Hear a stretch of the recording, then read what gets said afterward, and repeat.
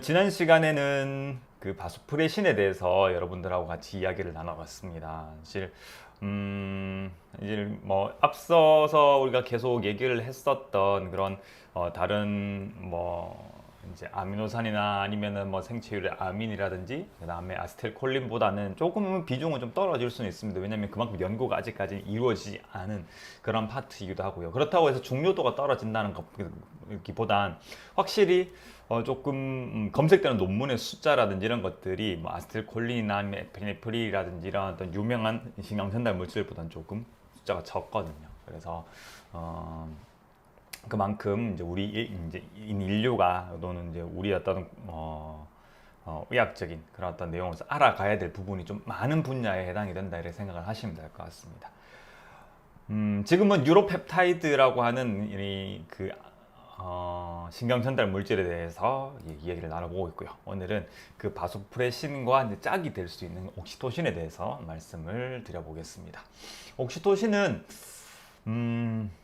혹시라도 들어보신 적이 있으실 거예요. 왜냐하면 여성분들한테는 조금 뭔가 친숙한 그런 어떤 호르몬일 수도 있거든요.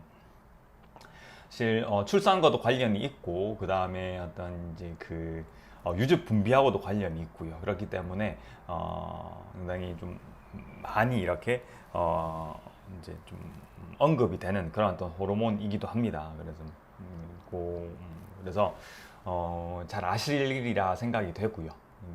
이 옥시토신의 어원은 그리스어에서 이제 옥시라고 하는 뜻은 이제 뭐 이렇게 좀 신속하다라는 그런 의미를 가지고 있다고 하고요. 그 다음에 톡신의 의미는 이제 이 childbirth, 그러니까 출산과 관련이 있다라고 이렇게 되어 있어요. 그래서 이제 옥시토신은 결국에는 이제 빠른 출산이라는 그런 의미를 이제 가지고 있고 거기를 그러한 어원을 가지고 있는 그런 물질이라고 생각을 하시면 됩니다.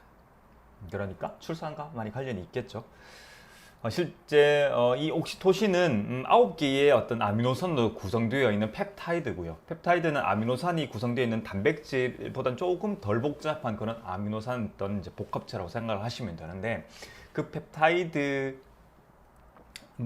이게 바소프레신과 구조가 상당히 비슷합니다. 그러니까 9개의 아미노산 중에서 2개만 종류가 달라요.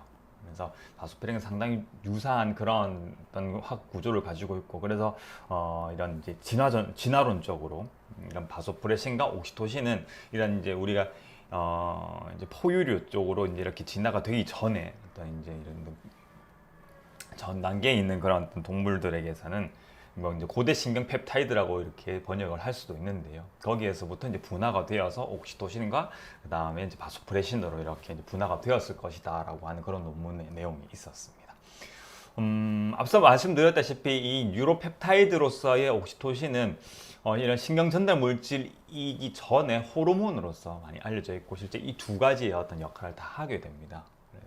그리고 주로 시상 하부에서 합성이 되고요. 그래서 호르몬으로서는 이제 말초 효과로 여러분들이 잘 알고 계시다시피 어떤 자궁 근육에 이렇게 작용을 해서 자궁근을 수축을 시키는 그런 어떤 역할, 그리고 어떤 유즙 분비를 촉진하는 그런 어떤 역할을 가지게 되고요. 그 외에도 중추 효과를 가지고 있어가지고 중추신경계에 작용을 하는데 거기에서 이제 신경 전달 물질 또는 신경 조절 물질로서의 역할을 하게 됩니다. 그래서 이런 것들은 주로 사회적 행동, 그러니까 뭐 이성 관계, 그 다음에 어떤 우리가 사회적 동물로서 어떤 인간 관계를 하는 데 있어가지고 작용을 한다라고 알려져 있어요. 그래서 뭐 신뢰라든지 정신적 스트레스, 불안, 그 다음에 기분 장애, 정신분열증, 자폐증 이런 부분들하고도 관련이 되어 있고 어떤 곳에는 이 옥시토신이 러브 호르몬이라고 이렇게 좀 별칭을 이렇게 붙이고 있는 것 같더라고요. 그래서 이런 옥시토신이 가지고 있는 이런 중추 효과를 하나의 어떤 타겟으로 해가지고 뭔가 치료적인 효과로서 어떻게 활용할 것인가에 대한 연구가 지금도 계속 진행이 되고 있는 것 같습니다.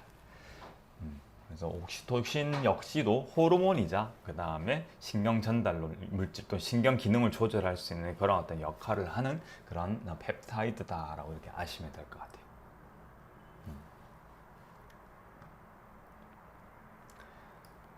오늘은 옥시토신에 대해서 한번 알아봤습니다. 사실 이 또 내용이 엄청 방대한데요. 최대한 줄이고 해서 조금 쉽게 이렇게 와닿도록 한번 해봤습니다. 그림도 그림도 이렇게 좀 최대한 뭔가 논문을 쭉 이렇게 검색을 해가지고 좀 예쁘고 알아보기 쉽게 이렇게 되어 있는 논문을 골라서 발췌를 했는데, 좌측에 있는 이 그림은 이제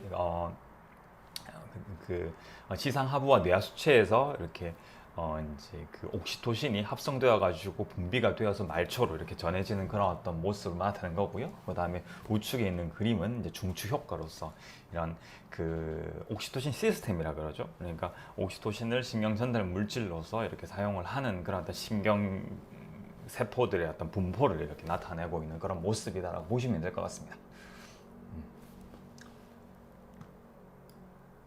이렇게 이제 옥시토신에 대해서 한 번쯤이라도 좀 이렇게 들어두고 다시 뭔가 또 이렇게 일상생활 속에서 이런 신경 전달 물질에 대해서 여러분들께서 이제 접하신다 그러면 또 다른 그런 어떤 관점으로 보실 수가 있으실 것 같아요. 그래서 한번 준비를 해봤습니다. 이제 신경 전달 물질에 대해서 처음에 이제 중요한 내용들을 언급하고 나면 이제 좀 부수적인 내용들을 좀 남아 있어가지고, 그래서 어떻게 하나 이렇게 고민을 좀 하긴 했습니다. 하지만 그래도 알아두면은 도움이 되는 그런 내용들이 많은 것 같아서, 그래서 끝까지 한번 마무리를 해보려고 합니다.